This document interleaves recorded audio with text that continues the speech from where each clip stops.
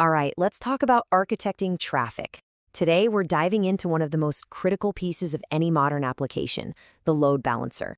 We're going to see how AWS gives you the tools to manage that digital flood, making sure your applications stay fast, reliable, and available for everyone.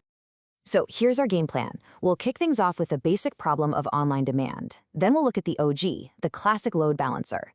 After that, we'll compare the modern workhorses, the application and network load balancers, before we meet the security specialist. And finally, we'll wrap it all up with a super clear guide on how to pick the right one for your job. Okay, let's start at the very beginning with the core problem. You've built an amazing website or an awesome app. It's getting popular, but that success, it brings a massive challenge. How in the world do you handle a sudden flood of visitors all trying to connect at once without everything just grinding to a halt? Think about it like this. Imagine your website is a hot new restaurant. If everybody shows up at 7 p.m. sharp with no reservation, you'd have total chaos at the door, right? You need a host, someone to greet everyone, manage the line, and guide people to open tables. Well, in the digital world, that host is a load balancer.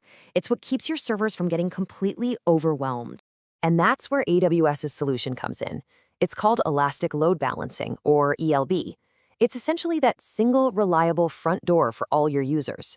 Instead of requests just hammering your servers directly and randomly, they go to the ELB first. It then intelligently spreads the work out across your whole fleet of resources. Honestly, this is the secret sauce to getting high availability and a great user experience, even when you're getting slammed with traffic. So, how did AWS first tackle this problem? Well, to really understand the powerful tools we have today, we kind of have to look back at the original foundation, the classic load balancer. The classic ELB is the original workhorse. It operates at what we call layer 4, the transport layer. You can think of it like a mail sorter who only looks at the street address and the apartment number on an envelope. It doesn't care what's inside. It just sends the traffic to the next server in line. It was effective for its time, but it couldn't make smart decisions. It had no clue if a user was asking for a video, an API endpoint, or their user profile. And because of that limitation, AWS now considers it a legacy tool, really just for keeping older applications up and running. And that brings us right up to the modern era and the two main players you'll be working with today, the application load balancer and the network load balancer. You should really think of them as a powerful duo, each one built for a very different, very specific job.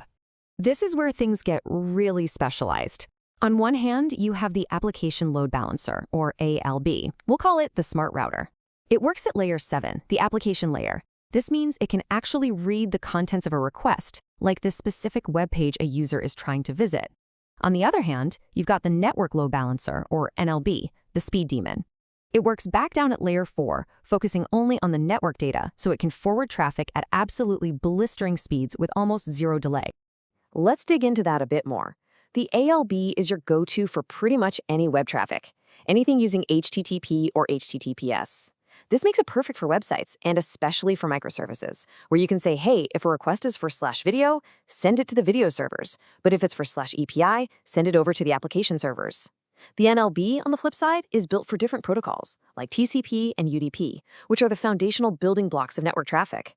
Its insane speed and ability to have a single static IP address make it absolutely essential for things where every millisecond counts. We're talking real-time gaming or high-frequency financial trading. So how does that smart routing on the ALB actually play out? Well, it's a pretty straightforward three-step deal. First, a little component called a listener grabs the incoming request. Second, the ALB checks a set of rules you've written, looking at things like the URL path. Is it /images or /API, or maybe the hostname? And then, based on those rules, it sends the traffic to the right target group, which is just a fancy name for a pool of your backend servers. Simple as that. But what if your goal isn't just about distributing traffic? What if it's about inspecting it? This brings us to a completely different kind of tool. The specialist we call the Gateway Load Balancer. Its job isn't about sending traffic to your app, it's all about security. And this quote from the material really hits the nail on the head. The Gateway Load Balancer, or GWLB, was purpose-built to let you slide security appliances like firewalls or intrusion detection systems directly into the path of your network traffic. You can think of the GWLB as a completely transparent checkpoint. As traffic flows towards your apps, the GWLB just seamlessly intercepts it and routes it through a whole fleet of virtual security appliances for inspection. things like firewalls or threat detection systems. It uses a special protocol to basically wrap the traffic up, send it off for its security check, and then unwrap it to continue on its way, totally invisible to the application itself. The real magic here is that you can scale up your security tools in one central place without having to make crazy, complex changes to your network. It seriously simplifies network security at scale. Okay, so we've covered all 4 types. The big question is, how do you actually decide which one to use? Let's bring this all together and build a clear, practical guide for making that choice. This slide right here, this is your ultimate cheat sheet. First off, if you're building anything new, you can pretty much just ignore the classic ELB. Now, if you're dealing with web traffic, HTTP or HTTPS, and you need that intelligent, content-based routing for things like microservices, the application load balancer is your answer, hands down.